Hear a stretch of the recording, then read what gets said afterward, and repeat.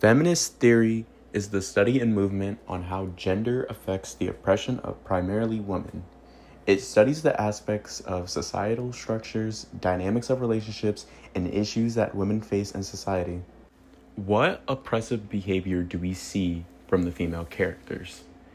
The most oppressive behavior we see from a female character comes from Eleanor Vance, also known as Nell. She was obligated until her mother's death to care for her, and to make things worse, she was expected to do this as she felt relieved to have a sense of freedom when her mother died, so she didn't have to do this anymore.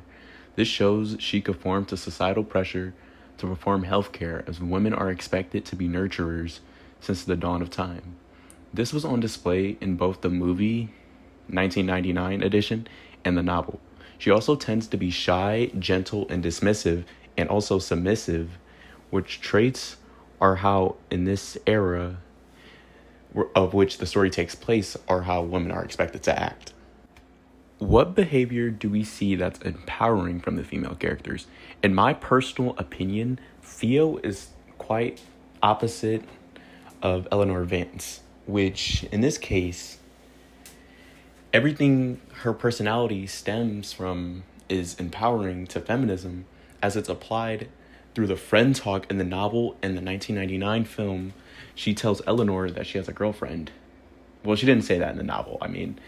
Okay, so maybe that's where the confidence comes from, but she's everything a woman in this timeline in the 50s should not be expected, as she's independent, rejects and challenges societal norms, which we don't see from this era of time, as women are still oppressed, and she gets a lot of backlash for this.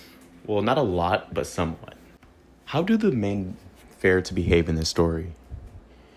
Okay, known as Dr. Montego in the book and Dr. Marrow in the film, is oppressive in both the film and novel, as he's shown to have negative tendencies towards women, like treating them as subjects, dismissing their observations, and always making himself seem like the expert in situations which undermines the woman at the end of the day.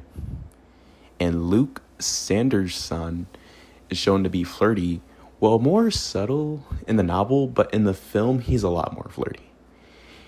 And he also tends to be dismissive of the woman's fear in the house and not take it as seriously. In both depictions, these actions the men carry in the story are oppressive, since they're treating them as second-class citizens by brushing off their discoveries and feelings.